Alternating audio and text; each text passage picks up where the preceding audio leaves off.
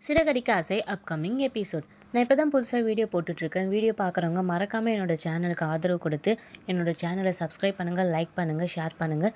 மறக்காமல் பெல் ஐக்கானை கிளிக் பண்ணுங்கள். அது எனக்கு ரொம்பவே ஹெல்ப்ஃபுல்லாக இருக்கும். வீடியோ இன்ட்ரெஸ்டிங்காக இருக்கணும்னு சொல்லிட்டு நடுவில் ஒரு விடுகதை கேட்டிருப்பேன். அந்த விடுகதையை பார்த்தோன்னே யார் ஆன்சர் கண்டுபிடிச்சிங்கன்னு கமெண்ட் பண்ணுங்கள். ஆன்சர் தெரியாதவங்க வீடியோ கடைசியில் பார்த்து தெரிஞ்சுக்கோங்க.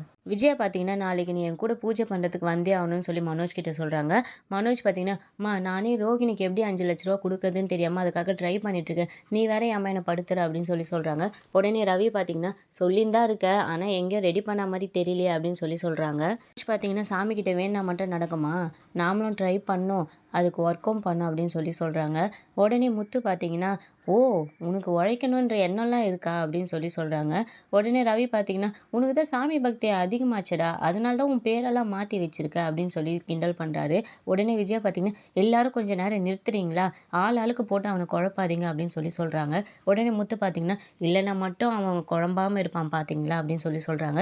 உடனே மீனா பார்த்தீங்கன்னா, எந்த கோயிலுக்கு போகிறீங்கன்னு சொல்லுங்க அத்தை, அங்கே எங்களுக்கு தெரிஞ்சவங்க கிட்ட யாராவது இருந்தால் சொல்லி சிறப்பாக பூஜை பண்ணிட சொல்லலாம் அப்படின்னு சொல்லி சொல்கிறாங்க. உடனே விஜயா பார்த்தீங்கன்னா, உனக்கு வெளியில் பூ கட்டுற ஆளுங்களை மட்டும் தானே தெரியும், பிஸ்னஸ் மேன்லேருந்து எல்லாருமே தெரிஞ்ச மாதிரி பேசுகிற அப்படின்னு சொல்லி ஒரு மாதிரி மட்டம் தட்டுறாங்க. உடனே அண்ணாமலை பார்த்தீங்கன்னா, சின்ன விஷயம் கிடைக்கூடாது, அவளை நீ குறை சொல்லாமல் இருக்கவே மாட்டல அப்படின்னு சொல்லி சொல்கிறாங்க. உடனே முத்து, விடுப்பா, அவளை மட்டம் தட்டி பேசுறது தானே அவங்களுக்கு பிடிக்கும் அப்படின்னு சொல்கிறாங்க. அதுக்கப்புறம் விஜயா பார்த்தீங்கன்னா, கொஞ்ச நேரம் எல்லாம் சும்மா இருக்கீங்களா அப்படின்னு சொல்லிட்டு, டேய் மனோஜ், நான் சொல்கிறது கேளுடா, நான் எப்படி இருந்தாலும் உனக்கு நல்ல பெரிய இடத்துல தான் நான் உனக்கு பொண்ணு பார்ப்பேன். நல்ல பெரிய இடமா பொண்ணு அமைஞ்சதுன்னா அவங்கக்கிட்டேருந்து காசை வாங்கி நம்ம பார்த்தீங்கன்னா ரோகிணி கிட்ட கொடுத்துடலாம் அப்படின்னு சொல்லி சொல்கிறாங்க. மனோஜ் பார்த்தீங்கன்னா, நான் வரமாட்டேன்னு சொல்லலை, ஆனால் நாளைக்கு மட்டும் என்னால் வர முடியாது அப்படின்னு சொல்லி சொல்கிறாங்க. உடனே ஸ்ருதி, அண்ணாமலை, ரவி எல்லாருமே அம்மா தான் கூப்பிட்றாங்களா, போயிட்டு வாங்க அப்படின்ற மாதிரி சொல்கிறாங்க. உடனே மனோஜ் டென்ஷன் ஆகி, ஐயோ நாளைக்கு கல்யாணம் அப்படின்னு சொல்லி கத்துறாங்க. எல்லாரும் ஷாக் ஆகி ஒரு நிமிஷம் மனோஜே பார்க்குறாங்க. மனோஜ் அப்புறம் டக்குன்னு பார்த்தீங்கன்னா, நாளைக்கு என் ஃப்ரெண்டுக்கு கல்யாணம்மா, நான் தான் அவனுக்கு மாப்பிள்ளை தோழனா போகிறேன், கண்டிப்பாக நான் போயே ஆகணும் அப்படின்னு சொல்லி சொல்கிறாங்க. டேய், உன் ஃப்ரெண்டு கல்யாணத்தில் அப்புறம் பாரு, முதல்ல உன் கல்யாணத்தை பாரு அப்படின்னு சொல்கிறாங்க.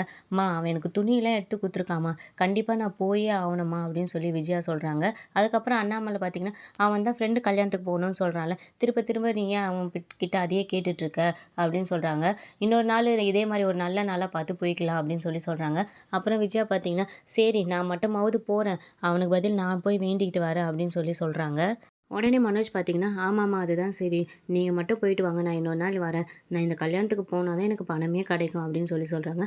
என்னது பணமா, இல்லை இல்லை, என் ஃப்ரெண்டு இவன் மூலியமாக தான் நான் பணத்தை ஏற்பாடு பண்ணியிருக்கேன் அப்படின்னு சொல்கிறாங்க. உடனே முத்து பார்த்தீங்கன்னா, அப்போ நீ உன் ஃப்ரெண்டு கல்யாணத்துக்காக போகல, பணத்துக்காக போகிற அப்படி தானே அப்படின்னு சொல்லி சொல்கிறாங்க. அதுக்கப்புறம் ஒரு வழியாக விஜயா பார்த்தீங்கன்னா, சரி நான் மட்டும் போயிட்டு வரேன்னு சொல்லிடுறாங்க.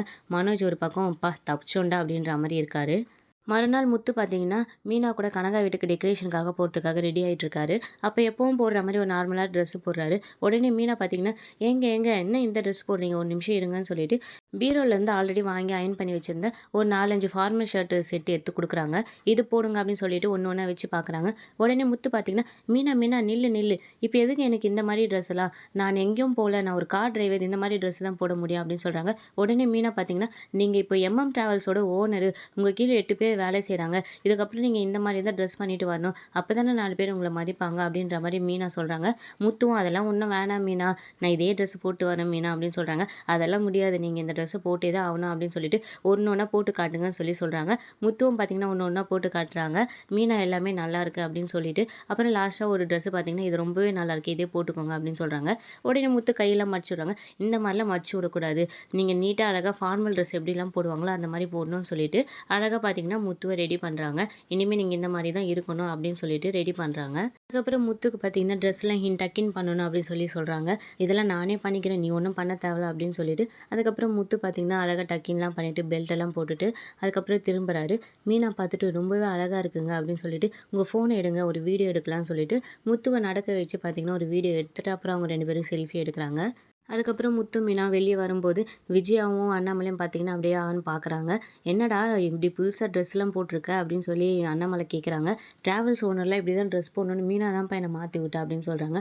உடனே அண்ணாமலை பார்த்தீங்கன்னா, அதுவும் சரி தான், நம்ம வாழ்க்கை மாறும்போது அதுக்கேற்ற மாதிரி நம்மளும் மாறிட்டு போகணும் அப்படின்னு சொல்லி சொல்கிறாங்க. உடனே விஜயா பார்த்தீங்கன்னா, என்ன தான் ட்ரெஸ்லாம் மாற்றி போட்டாலும் டிரைவர் தானே அப்படின்ற மாதிரி சொல்கிறாங்க. அண்ணாமலை உடனே திட்டுறாரு, எப்போ பார்த்தாலும் இதே மாதிரி பேசிகிட்டே இருக்காது அப்படின்னு சொல்லி. அதுக்கப்புறம் அண்ணாமலை பார்த்தீங்கன்னா, "முத்து உனக்கு இது மாரி ட்ரெஸ் பண்ணாலே நல்லாயிருக்கு. இனிமே நீ இதே மாரி பண்ற" அப்படின்னு சொல்றாங்க. "நீங்க சொல்லிட்டீங்கல்லப்பா பண்ணிட்டா போச்சு" அப்படின்னு சொல்லிட்டு, "சரி மீனா நான் பூ பையெல்லாம் எடுத்துட்டு போய் கீழ வைக்கிறேன்" அப்படின்னு சொல்றாங்க. உடனே மீனாவும் பார்த்தீங்கன்னா, "ஸ்ருதிக்காக நான் கேசரி பண்ணிட்டுருக்கேன். அது இன்னும் கொஞ்ச நேரத்தில ரெடி ஆயிடும். ரெடி ஆன உடனே நம்ம கிளம்பிடலாம்" அப்படின்னு சொல்றாங்க. மீனா பார்த்தீங்கன்னா, கேசரி செஞ்சுட்ருப்பாங்க. அதுக்கப்புறம் ஸ்ருதி பார்த்தீங்கன்னா, "ஸ்மெல் சூப்பரா இருக்கு மீனா" அப்படின்னு சொல்லுவாங்க. ரவி வந்துட்டு, "எதுக்கு அண்ணி உங்களுக்கு கஷ்டம்?" அப்படின்னு சொல்லுவாங்க. "இந்த ஆர்டர் வாங்கி குடுத்தது ஸ்ருதி தான். ஸ்ருதிக்காக நான் செய்ய மாட்டேனா? அதெல்லாம் எனக்கு ஒண்ணும் கஷ்டம் இல்ல" அப்படின்னு சொல்றாங்க. ஸ்ருதியும் பார்த்தீங்கன்னா, ரவிக்கிட்ட "கேட்டுக்கிட்டியா?" அப்படின்னு சொல்றாங்க. அதுக்கப்புறம் ஸ்ருதியும் மீனாவும் பார்த்தீங்கன்னா, சோஃபால உட்காந்து பேசிட்டு இருக்காங்க. ஸ்ருதி பார்த்தீங்கன்னா, "இப்ப என்னோட ரெஸ்டாரண்ட் முன்ன விட கொஞ்சம் நல்லா பரவால்ல. இப்ப கொஞ்சம் நல்லா போயிட்டுருக்கு. ஆனா இன்னும் என்னோட ரெஸ்டாரண்ட்ட நான் டெவலப் பண்ணணும்னு நெனைக்கிறேன். ரெஸ்டாரண்ட்ட மேலும் அழகுபடுத்துறதுக்காக ஒரு சில டெக்கரேஷன் பொருட்கள் அழகான தனித்துவமா தெரியிற மாரி, நல்லா ஸ்டைலிஷா இருக்கிற மாரி நானு தேடிட்டுருக்கேன். ஆனா அதெல்லாம் எங்க போய் வாங்குறது தான் தெரியல" அப்படின்னு சொல்லிட்டுருக்காங்க. உடனே மீனா பார்த்தீங்கன்னா, "நீங்க ரெஸ்டாரண்ட் வேலையில ரொம்பவே பிஸியா இருப்பீங்கன்னு எனக்கு தெரியும். அதனால உங்களோட ரெஸ்டாரண்ட்டோட ஃபினிஷிங் ஒர்க்லாம் நான் பார்த்துக்கலாம்னு சொல்லிட்டு, ஆல்ரெடி உங்களுக்காக ஒரு சில அலங்கார பொருட்கள்லாம் பார்த்தீங்கன்னா, நான் ஆர்டர் போட்டிருக்கேன். அது கண்டிப்பா வந்துரும். அது நீங்க எதிர்பார்த்த ஸ்டைலிஷ்லயே இருக்கும்" அப்படின்ற மாரி சொல்றாங்க. "உண்மையாவா மீனா சொல்றீங்க?" அப்படின்னு சொல்றாங்க. "உண்மையா தான். நான் ஆல்ரெடி ஆர்டர் போட்டுட்டேன். இன்னைக்கு வந்துரும்" அப்படின்ற மாரி சொல்றாங்க.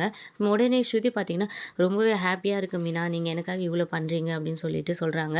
"இதுல என்னங்க இருக்கு? நீங்க எனக்காக எவ்வளோ செய்றீங்க. உங்களுக்காக நான் இத செய்ய மாட்டேனா?" அப்படின்னு சொல்றாங்க. இன்றைய விடுகதை: நாளெல்லாம் நடந்தாலும் 40 அடி செல்லாது. ஆனால் அந்த நாயகனுக்கு உடல் மேல் கவசம். அது என்ன? ஸ்ருதியும் மீனாவும் பேசிட்டே இருக்கும்போது முத்து பார்த்தீங்கன்னா, "மீனா நீ ஆர்டர் பண்ண பொருள்லாம் வந்துச்சுன்னு" சொல்லிட்டு, அத எடுத்துட்டு வந்து மீனா கிட்ட குடுக்குறாங்க. மீனாவும் ஸ்ருதியும் பார்த்தீங்கன்னா, அத ஓப்பன் பண்ணி ஒவ்வொன்னா பார்க்குறாங்க. அதில நல்லா டிசைனா டீ குடிக்கிற கப்பு, அப்புறம் நெறைய டெக்கரேஷன் பொருட்கள்லாம் இருக்கு. அது எல்லாத்தையும் ஒவ்வொன்னா எடுத்து காமிக்கிறாங்க. ஸ்ருதி பார்த்தீங்கன்னா, "ரொம்பவே சூப்பரா இருக்கு மீனா. நான் எதிர்பார்த்த ஸ்டைல்லயே இருக்கு. கண்டிப்பா இது எல்லாமே என்னோட ரெஸ்டாரண்ட்க்கு செட் ஆகும், சூட் ஆகும்" அப்படின்ற மாரி சொல்றாங்க. "இதெல்லாம் எங்க மீனா வாங்குனீங்க?" அப்படின்னு கேட்குறாங்க. உடனே மீனா பார்த்தீங்கன்னா, "இதெல்லாம் நான் உங்களுக்காக Flipkartல ஒவ்வொன்னுத்தையும் நான் தேடி தேடி போட்டேன்" அப்படின்ற மாரி சொல்றாங்க. கடைசில பார்த்தா Flipkartக்காக இவங்க அட்வர்டைஸ்மென்ட் குடுத்துட்டு இருந்திருப்பாங்க. அதுக்கப்புறம் மீனா பார்த்தீங்கன்னா, ரெஸ்டாரண்ட்டுக்கு மட்டும் இல்ல, வீட்டுக்கு தேவையான நெறைய பொருட்கள் பார்த்தீங்கன்னா, Flipkartல நம்ம எதிர்பார்க்குற டிசைன்லயே கிடைக்குது. நம்ம ஒவ்வொன்த்தையும் நம்மளுக்கு ஏத்தா மாரி நம்ம ஈஸியா ஷாப்பிங் பண்ணிட்டு போயிடலாம் அப்படின்ற மாரி சொல்றாங்க. உடனே முத்து பார்த்தீங்கன்னா, "எவ்வளோ ஈஸியா இருக்குல்ல மீனா? யூனிக்கான ப்ராடக்ட்டு, ஈஸி ரிட்டர்ன்ஸு இந்த மாரி எல்லாமே நம்மளுக்கு ஈஸியா இருக்கிறதுனால, ஷாப்பிங் பண்றது ரொம்பவே ஈஸி ஆயிடுச்சுல்ல" அப்படின்னு சொல்றாரு. தேடுற எல்லாமே ஒரே இடத்துல ஈஸியா கிடைக்கிறதுனால, நம்மளுக்கு டைமிங்கும் சேவ் ஆகுது. நம்மளுக்கு ஸ்ட்ரெஸ்ஸும் நம்மளுக்கு கொஞ்சம் ரிலாக்ஸ் ஆகுதுன்ற மாரி முத்து சொல்றாங்க. உடனே ஸ்ருதி பார்த்தீங்கன்னா, "ரொம்பவே thank you so much Meena. இந்த ப்ராடக்ட் எல்லாமே என்னோட ரெஸ்டாரண்ட்டுக்கு இன்னும் அழகு கூட்ட போகுது" அப்படின்னு சொல்றாங்க. அதுக்கப்புறம் மனோஜ் பார்த்தீங்கன்னா, மாப்பிள ட்ரெஸ் போட்டுட்டு வெளியில வராரு. உடனே பார்த்தீங்கன்னா, விஜயா, அப்புறம் அண்ணாமலை, ரவிலாம் பார்த்துட்டு ஷாக் ஆவுறாங்க. "என்னடா உன் ஃப்ரெண்டு கல்யாணம்னு சொல்லிட்டு, நீ இந்த மாரி ட்ரெஸ் போட்டுட்ருக்க" அப்படின்னு சொல்றாங்க. அந்த டைம் முத்துவும் உள்ள வராரு. "என்னடா இது! இவன் இந்த கோலத்துல நிக்கிறான்" அப்படின்னு சொல்றாங்க. ரவி முத்துவ பார்த்து ஷாக் ஆகுறாங்க. "என்ன முத்து உன் கெட்டப் இவ்ளோ சூப்பரா மாறிட்டுருக்க" அப்படின்னு சொல்லிட்டு, "மீனா தான்டா மாத்தி விட்டா. சரி என்ன விட்றா, இவன் என்னடா மாப்பிள ட்ரெஸ்ல போட்டுட்ருக்கான்" அப்படின்னு சொல்லி கிண்டல் பண்றாங்க. உடனே மனோஜ் பார்த்தீங்கன்னா, "என் ஃப்ரெண்டு தான் வாங்கி குடுத்தான். நான் அவனுக்கு மாப்பிள தோடுனா போறேன்ல" அப்படின்னு சொல்றாங்க. உடனே முத்து பார்த்தீங்கன்னா, "உனக்கு இந்த அளவுக்குலாம் ஃப்ரெண்ட் இருக்கா? ட்ரெஸ் எடுத்து குடுக்குற அளவுக்குலாம்" அப்படின்னு சொல்றாங்க. விஜயா பார்த்தீங்கன்னா, "உனக்கெல்லாம் கார் ஓட்டுறவங்க தான் ஃப்ரெண்டா இருப்பாங்க. என் பையனுக்கு எல்லாமே பிசினஸ் மேன்ஸுங்க தான் ஃப்ரெண்டா இருப்பாங்க" அப்படின்ற மாரி சொல்றாங்க. "உன்ன கோயிலுக்கு கூப்பிட்டா நீ வரலன்னு சொல்லிட்ட. இப்ப நான் உனக்காக போயிட்டு வரேன். ஆனா மாப்பிள தோடுனா போறல்ல, உனக்கு சீக்கிரமே கல்யாணம் ஆயிடும்டா" அப்படின்னு சொல்றாங்க. அதுக்கப்புறம் மனோஜ் பார்த்தீங்கன்னா, மனசுக்குள்ளயே, "சாரிம்மா எனக்கு தான் இன்னைக்கு கல்யாணம். ஆனா என்னால உங்ககிட்ட சொல்ல முடியலன்னு" சொல்லிட்டு, அவங்க அம்மாவையும், அப்பாவையும் பார்த்தீங்கன்னா, திரும்ப திரும்ப சாரின்னு சொல்லிட்டு அவங்களே உத்து உத்து பார்த்துட்ருக்காங்க. "என்னடா அப்படி பார்க்குற?" அப்படின்னு சொல்றாங்க. "அதெல்லாம் ஒண்ணும் இல்ல" அப்படின்னு சொல்லிட்டு, அவங்க அப்பா கிட்ட போய் நின்னு அவங்க அப்பாவே பார்த்துட்ருக்காரு. அண்ணாமலை பார்த்தீங்கன்னா, "என்கிட்ட ஏதாவது நீ சொல்லணும்னு நினைக்கிறியா?" அப்படின்னு சொல்றாங்க. "அதெல்லாம் ஒண்ணும் இல்லப்பா. சரி நான் போயிட்டு வரேன்" அப்படின்னு சொல்றாங்க. உடனே முத்து பார்த்தீங்கன்னா, "என்னப்பா இவன் ஆளே சரியில்லையே! இவன் உங்ககிட்ட இந்த மாரிலாம் சொல்லிட்டு போனது இல்லையே!" அப்படின்னு சொல்றாங்க. "நானும் அத தான் யோசிக்கிறேன். என்னன்னு தெரியல ஏதோ யோசிச்சுட்டே இருக்கான்" அப்படின்ற மாரி சொல்றாங்க. அதுக்கப்புறம் பார்த்தீங்கன்னா, முத்து, மீனா, ஸ்ருதி எல்லாருமே பார்த்தீங்கன்னா கிளம்பிடுறாங்க. "எங்களுக்கு டைம் ஆகுது. நாங்க கிளம்புறோம்னு" சொல்லிட்டு கிளம்பிடுறாங்க. அதுக்கப்புறம் மனோஜும் பார்த்தீங்கன்னா, "எனக்கும் டைம் ஆகுது. நானும் கிளம்புறேன்னு" சொல்லி கிளம்புறாரு.